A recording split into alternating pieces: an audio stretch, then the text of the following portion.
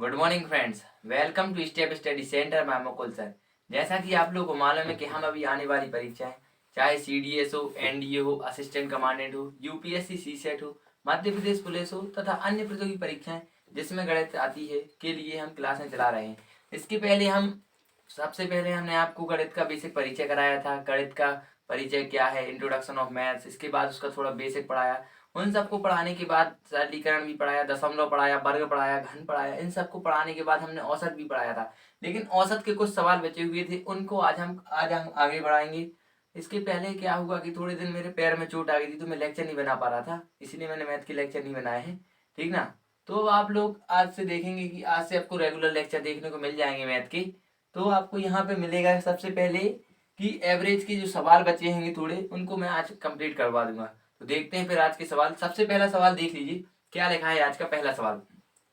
तो पहला सवाल लिखा है, एक समूह में विद्यार्थियों के औसत अंक कितने हैं? 63 है। सबसे पहले इसको ध्यान रखना क्या है, जब भी कोई सवाल करने बैठे ना तो उसको अच्छे से पढ़ें, अच्छे से समझें, फिर अच्छे से सवाल करें, नहीं तो फिर नहीं, गलत हो जाता है सवाल।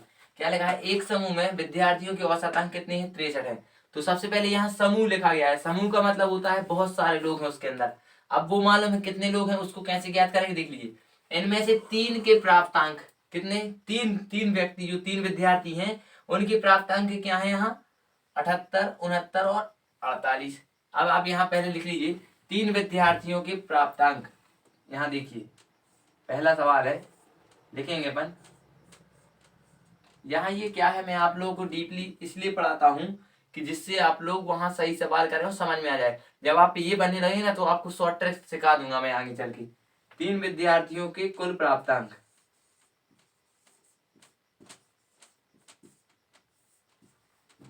तीन विद्यार्थी के कुल, यहाँ मैं लाइन खींचे दे रहा हूँ आप लोगों के लिए। क्या है, बोर्ड तो अब छोटा ही रहेगा, सवाल ही लिख दीजिए। कुल प्राप्तांक, प्राप्तांक का मतलब क्या होता है, कितने नंबर मिले तीनों विद्यार्थियों। कितने दिए हुए हैं, यहाँ देखिए सबसे पहले लिखा है 78 नंबर मिले हैं पहले विद्यार्थी को, प्लस दूसरे विद्यार्थी को 69 मिले हैं, प्लस तीसरे विद्यार्थी को 48 नंबर मिले हुए हैं। अब तीनों विद्यार्थियों को कुल कितने नंबर मिले हुए हैं, तो इन तीनों विद्यार्थियों के नंबरों को हम जोड़ देंगे। तो अब जोड़िए, 8 और 8 16, 8 3 24 और 1 25 की 5 हासिल आई 2। अब आते हैं 2 और 4 6, 6 दूनी 12, 6 3 18 और 1 19। कितने नंबर हो गए टोटल? 195 नंबर तीन विद्यार्थियों को मिल गए। कितने नंबर हो गए यहाँ? तीन विद्यार्थी। Number of student 3। ठीक है, इसको ध्यान रख सकते हैं आप। आपने यहाँ देखा तीन विद्यार्थियों को कुल प्राप्त है।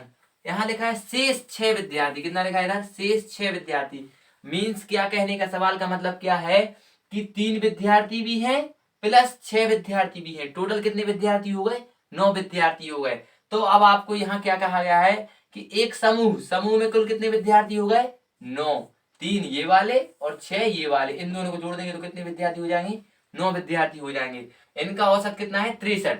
तो अपन 9 विद्यार्थियों का, 9 जो विद्यार्थी हैं उन सब का औसत है, जो उनका औसत का मतलब मैं आपको पहले बता चुका हूँ। औसत का मतलब होता है बराबर। तो आप बताइए, जब एक विद्यार्थी को 63 मिल रहा है तो 9 विद्यार्थियों को कितने मिलेंगे? 9 गुणे 63। तो अपन 9 विद्यार्थियों का नंबर मिलाएंगे, कितने हैं? तो यहाँ देख लीजिए, अच्छे से देखना। 9 विद्यार्थियों के अंक बराबर, कि आप प्राप्तांक भी कह सकते हैं, के कुल का कुल प्राप्तांक, के कुल प्राप्तांक, प्राप्तांक कितना रहेगा? यहाँ देख लीजिए 63 मल्टीप्लाई 9 दिख गया आपको। अब आप इसको यहाँ गुणा कर देंगे। थोड़ा यहाँ क्या है सर, जगह की कमी है, आप लोगों के लिए सवाल ज्यादा करवाने पड़ते हो, जगह कम रहती है। 9 तिया 27 की 7 हासिल आई 2, 9 चिंग 54 2 56। कितनी आ गया आंसर? 567। अब आप यहाँ देखिए सवाल पढ़ना। सवाल में क्या लिखा है? 6 विद्यार्थियों के औसत ज्ञात करना है। कितने विद्यार्थियों का? 6 विद्यार्थियों का। तो आपको यहाँ दिख रहा होगा कि तीन विद्यार्थियों का पहले ये दिया है कितना प्राप्तांक, और 9 विद्यार्थियों को कुल प्राप्तांक दिया है। अब हमें 6 विद्यार्थियों का निकालना है। तो ये 9 विद्यार्थियों की प्राप्तांक में से हम 3 विद्यार्थियों के प्राप्तांक में से घटा देंगे तो कुल कितने अंकों के विद्यार्थियों के प्राप्तांक ज्ञात हो जाएंगे? 6 अंकों के विद्यार्थियों के प्राप्तांक ज्ञात हो जाएंगे। तो आप सबसे पहले आप देखिए कितने हैं? 6 अंकों के, 9 अंकों के प्राप्तांक, 9 अंकों के नहीं, 9 विद्यार्थियों की। ठीक ना। तो 5 6 7 माइनस 195, अब इसको घटाएंगे आप सीधा, तो 7 में से 5 गए 2, 6 में से 9 गए, 6 में से 9 जाते नहीं है, तो 16 में से 9 गए तो कितने बचेंगे आप बताइए जल्दी। 16 में से 9 गए तो बचेंगे 7, कितने बचेंगे 7। यहाँ हो जाएगा 4 में से 3 गए, 4 में से 1 गया तो बचेंगे आपके यहाँ 2, ठीक ना। फिर से घटा के देख लीजिए, 7 में से 5 गए 2, क्लियर हो गया। 16 9 के बाद 10 11 12 13 14 15 16, यहाँ 7 सही बचे, 5 यहाँ कम हो गए, 4 में से 1 गया 4 में से 1 गया 3 बचेंगे, ठीक ना, सॉरी यहाँ गलत हो गया, 4 में से 1 गया 3 बचेंगे, 372 आ गया। अब आपसे पूछा गया 6 विद्यार्थियों के औसत अंक, तो 6 विद्यार्थियों का औसत पूछा गया, तो 6 का भाग दे दीजिए यहाँ पे, तो 6 एकम 6, 6 पंचे 30, ठीक ना, और 6 छिंग 36, यहाँ बचा 1, तो 1 और 2 12 हुए, 6 दूनी 12, आंसर आ जाएगा आपका 62। तो आपसे पूछा गया है कि 6 विद्यार्थियों के औसत अंक कितने हैं, तो 6 विद्यार्थियों के औसत अंक 63 है, सीधा आपको लिख देना है और टिक लगा देना है, ठीक है। अब पढ़ते हैं हम नेक्स्ट सवाल की ओर। इसमें अगर आपको कोई भी डाउट है तो आप हमारे Step Study Centre by Mukul sir नाम से एक व्हाट्सएप पे ग्रुप बना हुआ है, उस पर आप कमेंट कर से पूछ सकते हैं कि सर ये समझ में नहीं आया, तो हम उसको आपको बता देंगे, ठीक ना। तो अब हम ये मिटाते हैं सवाल, आगे बढ़ते हैं दूसरे सवाल की तरफ। क्या है दूसरा सवाल, अच्छे से देखते जाइए, बहुत सरल सवाल है, बस थोड़ा समझने की रहती है इसमें, कैसे आप समझेंगे सवालों को। अब आइए दूसरे सवाल पर। दूसरा सवाल क्या बोल रहा है, सबसे पहले तो आपको मैंने बताया औसत का मतलब होता है दोनों के पास बराबर है, दोनों का मतलब दोनों में एक जो नंबर दिया गया है औसत उसमें 2 का गुणा करना पड़ता है, ठीक ना, इसको ध्यान रखिएगा। यहाँ लिखा है ए और बी का औसत मासिक आय, मीन्स ए और बी, यहाँ ए व बी की औसत मासिक आय, औसत मासिक आय कितनी है, तो इसको कैसे निकालेंगे अपन, 15,000 नहीं 14,000 है, कितनी है इसकी 14,000, तो इसको कैसे निकालेंगे अपन, 14,000 मल्टीप्लाई 2, कितने आ जाएंगे 28,000 आ जाएंगे कि नहीं, आप बताइए। आ गए। सबसे पहली बात इसको समीकरण नंबर 1 मान लीजिए, या फिर आपको इसको ऐसा कर सकते हैं, सॉरी थोड़ा हम बता दे रहे हैं, या फिर इसको आप ऐसा लिख सकते हैं a प्लस बी, क्या a प्लस बी कितना है 28,000, फिर b प्लस सी कितना है, b बाप सी का औसत मासिक आय कितनी है, इसको औसत मासिक आय क्या है आप समझ जाइएगा, मैं बोल रहा हूँ सीधे मुंह से, औसत मासिक आय कितनी है बी व सी की 15,600, इसको भी देख लीजिए 15,600 गुणित 2, तो कितना आ जाएगा अब बताइए, 200 नम शून्य का शून्य हसलाई 2, 200 नम शून्य शून्य हसलाई बिल्कुल नहीं, 2 चिंग 12 की 2 हसलाई 1, 2 पंचे 10 और 1 11 की 1 हसलाई 1, 2 एकम 2 और 1 3, ये आ गया इसका, तो कितना है B plus C equal to इतना देखने को मिल जाएगा आपको, और ए प्लस सी बराबर कितना है ए प्लस सी, अब आपको यहाँ देख लेंगे ए व सी का औसत मासिक आय, इसको आप समझ जाइएगा, ये लिखा है कितना है इसका, ये आ जाएगा यहाँ 14,400, कितना आ गया 14,400 रुपये आ गया, इसका मल्टीप्लाई 2 कर देंगे तो 14 दूनी 28 और 800 आ जाएगा, आ गया सर। अब आप यहाँ देखिए a प्लस सी, ये समीकरण नंबर 2 मान लीजिए, कहाँ गए ये 2 मान लीजिए और ये 3 मान लीजिए, ये दिख रहा है आपको, सबसे पहले यहाँ मैं स्टार बना दे रहा हूँ, समीकरण नंबर किसको मानना है, यहाँ आपको स्टार नंबर जो बने हैं उनको समीकरण नंबर 1, समीकरण नंबर 2, समीकरण नंबर 3 मान लेना है। आपने जैसे ही इन समीकरणों को माना, इन तीनों समीकरणों को सीधा जोड़ देंगे, सबसे पहली बात तो जोड़िए, जोड़ेंगे तो क्या होगा इधर सब कुछ डबल डबल आ जाएगा, सीधा ही दिख रहा है, चलो एक बार बता देता हूँ मैं, a plus B plus B plus C plus A equal to, यहाँ है 28,000 प्लस यहाँ है 31,200 प्लस यहाँ 28,800, 800 आपको देखने को मिल जाएंगे, दिख रहा है आपको यहाँ 28,800। अब आप क्या करेंगे, देखिए यहाँ सब कुछ डबल डबल दिख रहा है आपको, मैं अच्छे से लिख देता हूँ, यहाँ आपको सब डबल डबल दिख रहा होगा, तो यहाँ से डबल दिखेगा तो इसको 2 बाहर ले लेंगे, तो ये a आ जाएगा, ये प्लस बी आ जाएगा, ये प्लस सी आ जाएगा, और ये इक्वल टू इसको जोड़ दीजिए, कितने आएंगे 0 0 0 का कितना आ जाएगा 0 आ जाएगा, 0 0 0 का कितना आ जाएगा 0 आ जाएगा, 8 में 2 जोड़ेंगे 10 हो जाएंगे, 10 में 0 जोड़ेंगे 0 आ जाएगा, हासिल आ जाएगी 1, 1 में 8 जोड़ेंगे 9 हो जाएगा, 9 में 1 जोड़ेंगे 10 हो जाएगा, और 10 में 8 जोड़ेंगे तो कितना हो जाएगा 18 हो जाएगा, 18 की 8 हासिल आएगी 1 आ जाएगी, 2 और 1 3 हो जाएगा, 3 और 3 6 हो जाएगा, 6 और 2 8 हो जाएगा। अब आपको यहाँ ये दिख रहा है, ये जब भी पक्षांतर में कोई भी चीज गुणा में हो तो भाग में हो तो गुणा में, और जोड़ना में हो तो घटाना में हो तो जोड़ना में पहुंच जाती है, यहाँ पे ये गुणा में है तो यहाँ भाग में हो जाएगा, तो a plus B plus C equal to 888800। आप यहाँ जब इसको भाग देंगे ना तो 2 बन जा, 2 बन जा 2, 2 4 जा 8, 2 4 जा 8, 00 और 0। ये आपको सबसे पहले ये ज्ञात करना है। इतना ज्ञात किया आपने। इसके बाद आपको कुछ नहीं करना है, सीधा आपको इसको वैल्यू पुट कर देनी है। मैं आपको यहाँ बता रहा हूँ, ऊपर देख लीजिएगा आप थोड़ा, मैं इसको मिटा दे रहा हूँ, समझ सकते होंगे आप यहाँ पे कैसे करेंगे। यहाँ आपसे पूछा गया है क्वेश्चन, आप पढ़ लीजिए थोड़ा।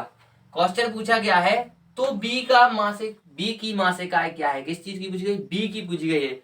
तो आपको ऐसा नंबर यहाँ पुट करना है, ए और सी की वैल्यू पुट करेंगे तो बी की वैल्यू पुट हो जाएगी, मिल जाएगी।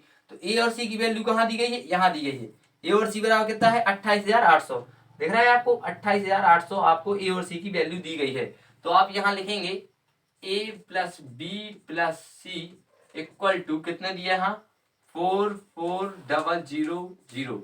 दिख रहा, आप यहाँ क्या की वैल्यू पूछी गई है, बी की वैल्यू पूछी गई है, प्लस ए सी की वैल्यू कितनी दी गई है, इधर देख लीजिए समीकरण नंबर 3 से 28,800 दी गई है ना, बराबर 44,000। देख रहे हैं आप। अब इसको आप बी बराबर निकालेंगे ना तो 44,000 माइनस 28,800 देखने को मिल जाएगी। अब आप जब भी इसको घटाएंगे ना तो यहाँ घटा के देख लीजिए, 0 यहाँ 0 यहाँ 2 यहाँ 3, 13 हो जाएगा। 13, 8 में से 13 गए तो कितने बचेंगे आप बता सकते हैं थोड़ा, तो 5 बचेंगे इधर, तो यहाँ हो जाएगा 1 बचेगा। तो आपको यहाँ देख रहे हैं कि बी की वैल्यू कितनी आ गई, 15,200। कितनी आ गई बी की वैल्यू, 15,200। इसकी वैल्यू एक बार और देख लेते हैं, ये सही है, ये सही है इधर, ये भी सही है इधर। यहाँ एक कम हो जाएगा, 13 में से 8 गए तो 8 3 5 13 सही आ जाएगा। हाँ हाँ सही, सब सही है, ठीक ना। अब बस आपको क्या करना है, सबसे पहले अच्छे से ध्यान रखिएगा क्या है, जब भी मैं सवाल समझाऊं तो आपको एक रजिस्टर रख के रखना है, क्योंकि जब ही आपको समझ में आएगा। तो देख लीजिए, ए और बी की औसत मासिक आय दी गई है, बी और सी की औसत मासिक आय दी गई है, और ए और सी की औसत मासिक आय दी गई है। तो हमने इन सब का औसत जो है क्लियर किया। सबसे पहले औसत का मतलब मैंने बता दिया, दोनों को बराबर। तो जब ये दोनों में से एक को दिया गया इतना, तो दोनों को कितना दिया जाएगा, डबल। तो यहाँ मैंने सबको डबल कर दिया। डबल करने के बाद आपने क्या किया गया, क्या पूछा गया आपसे, बी की औसत मासिक आय पूछी गई थी, तो आपको सबको जोड़ देंगे तो आपको ए बी सी की वैल्यू निकल आएगी। जब ए बी सी की वैल्यू निकल आएगी ना तो ए और सी की वैल्यू इसमें पुट कर देंगे तो बी की वैल्यू आपको देखने को मिल जाएगी और आप आंसर ये लगा देंगे, ठीक ना। मैं आपको डिस्क्रिप्टिव इसलिए पढ़ा रहा हूँ क्योंकि आपको ज्यादा से ज्यादा समझ में आ सके। आपको शॉर्ट ट्रिक्स पढ़ाऊंगा, अभी मूड पे से निकल जाएगा, तो इसलिए अच्छे से पढ़िए, ठीक ना। तो तीसरे सवाल की ओर बढ़ते हैं। तीसरा सवाल क्या है, अच्छे से देखिएगा, बहुत सरल सवाल है, बस आपको थोड़ा दिमाग रखने की जरूरत है कि आप दिमाग कैसे रखते हैं, ठीक ना। अब आते हैं तीसरे सवाल की ओर। तीसरा सवाल क्या कहता है,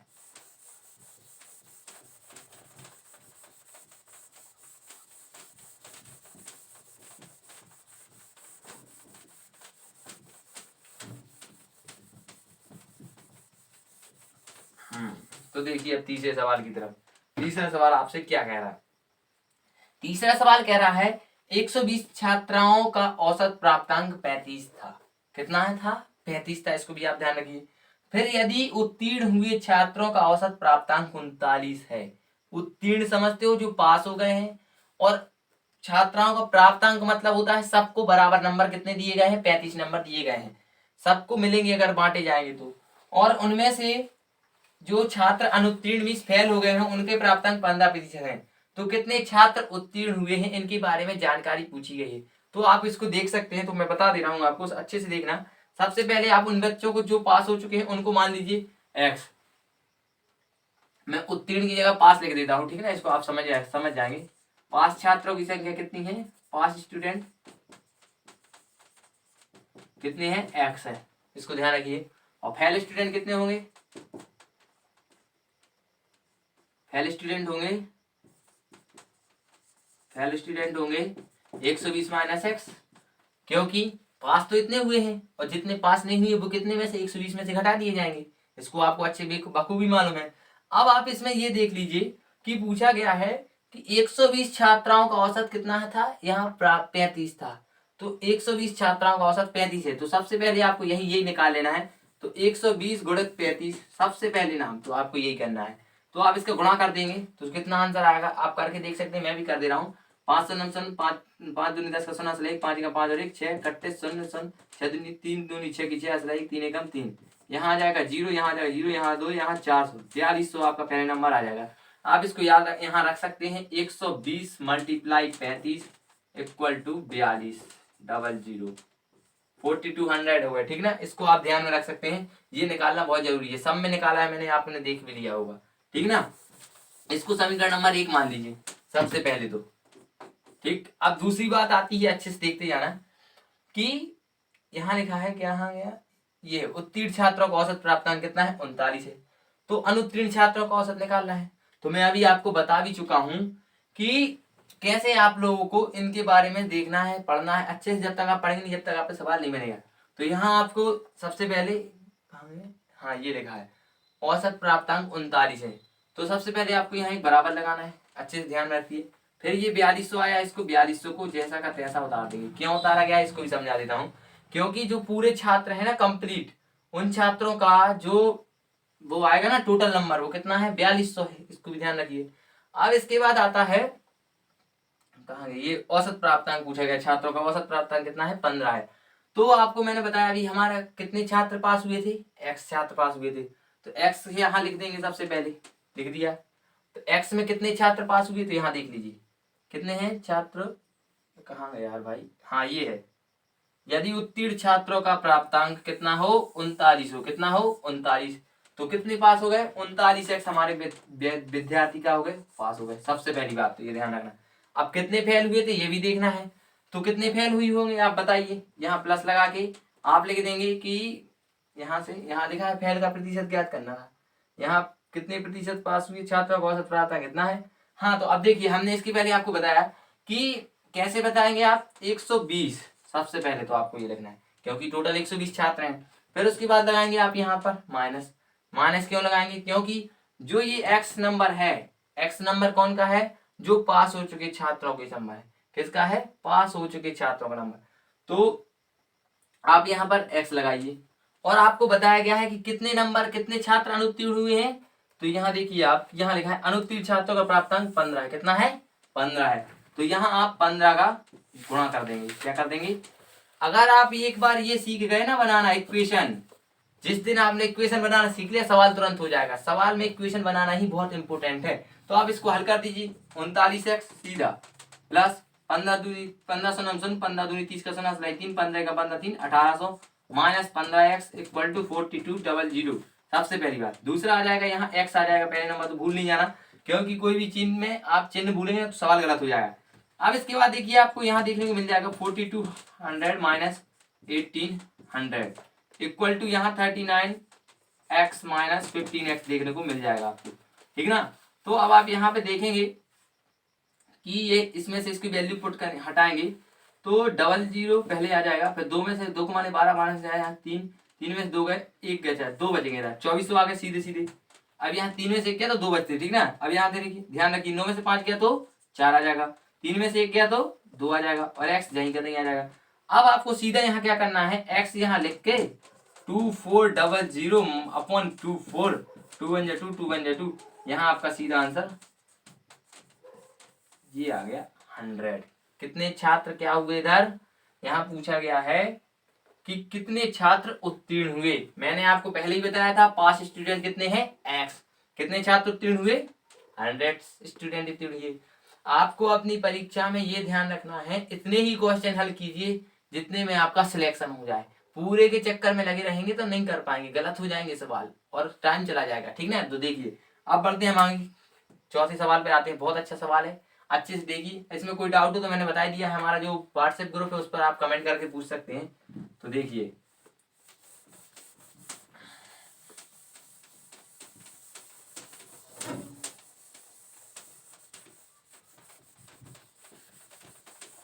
इसका पास का मतलब होता है उत्तीर्ण और फेल का मतलब होता है। देखते हैं तो चौथा सवाल क्या है। चौथा सवाल है 512 पृष्ठ वाली एक पुस्तक में छपी त्रुटियों की औसत संख्या 4 प्रति पृष्ठ है। इसका मतलब है प्रति, क्या है इसका मतलब, प्रति पृष्ठ है। तो प्रथम 302 पृष्ठों में इन त्रुटियों की संख्या 998 हो तो शेष पृष्ठों में त्रुटियों की संख्या औसत संख्या प्रति पृष्ठ कितनी होगी। प्रति पृष्ठ का मतलब एक पृष्ठ पे कितनी औसत नंबर मीन्स त्रुटियां जो गलती है उनके बारे में यहाँ पूछा गया है। तो अब बढ़ते हैं हम इसकी तरफ, क्या है ये सवाल, कैसे आप कर सकते हैं सरल से सरल विधि में। तो सबसे पहले पूछा गया है 512 पृष्ठ है। यदि आपके लिए ये पुस्तक दे दी जाए, इसमें 813 पेज हैं। इस पुस्तक में से आपसे कह दिया जाए कि हर पेज पे 4 त्रुटियां हैं, तो आप कैसे बताएंगे कि पूरे पेज पे कितनी त्रुटियां हैं? तो 813 गुणे 4 कर देंगे ना, तो वैसे ही इसमें करेंगे 512 गुणे 4 कर देंगे। सबसे पहला तो यही काम है आपका, 512 गुणे 4, तो कितनी आएंगे? 4 दूनी 8, 4 एकम 4, 4 पंचे 20। तो सबसे पहले पूरी पुस्तक में कितनी त्रुटियां हो गई? 2048 त्रुटियां हो गई। अब आपको मालूम होना चाहिए पेज कितने हैं हमारे, पेज है 4 और गलती कितनी है? नहीं, पेज है 512 और गलती है 4।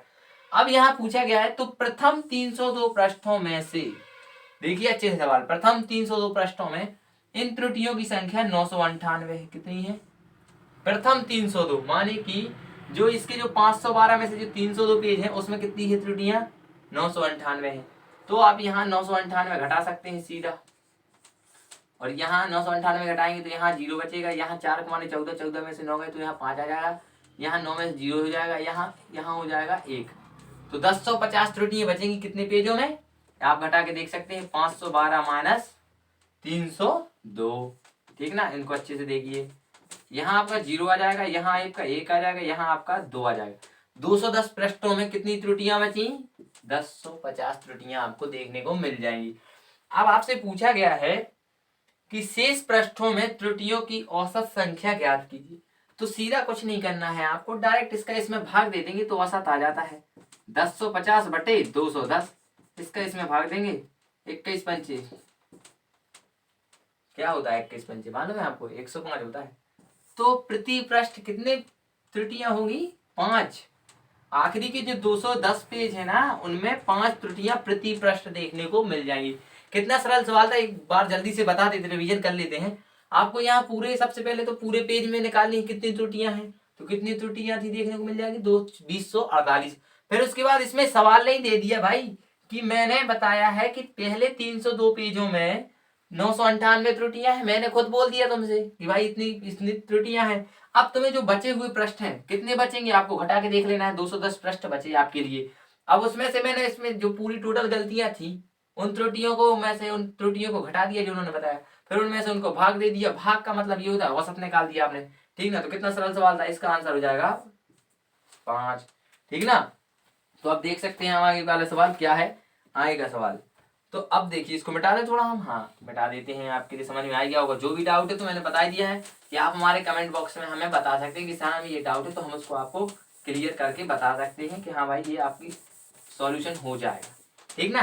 तो अब आपको यहाँ देखने को मिल जाएगा 5वां सवाल क्या लिखा है। एक ट्रैक्टर जीप और गति के बीच की क्रमशः 3:5:2 है। जीप की गति ट्रैक्टर की गति की 250% है, जो 12 घंटे में 360 किलोमीटर दूरी तय करती है। कार व जीप की औसत गति क्या है? इसमें पूछा गया है, कार व जीप की औसत गति के बारे में पूछा गया है। औसत गति का मतलब दोनों को जोड़ के उतने का भाग दे देंगे 2 का, ठीक है ना। अच्छे से पहले देख लेंगे। तो सबसे पहले यहाँ दिया है 360, क्या दिया है? 360 दिया है। तो आपको मालूम है 360 के बारे में कि 360 में 12 घंटे में चल रहा है, तो 1 घंटे में कितना चलेगा? सीधे सीधे आपको मालूम पड़ जाएगा, 360 बटे 12, तो 12 3 36, 30 किलोमीटर पर हावर, वही 30 किलोमीटर प्रति घंटा की हो गया। 1 घंटे में कितना चलेगा? 30 किलोमीटर। अब आपसे कह दिया गया है कि जो, कहाँ गया सवाल, हाँ ये है, जो जीप की गति है वो ट्रैक्टर की गति से 250% है। ट्रैक्टर की गति की 250%। ये काय की गति निकली है? ट्रैक्टर, TRACTOR, ट्रैक्टर की गति निकल आएगी 30%।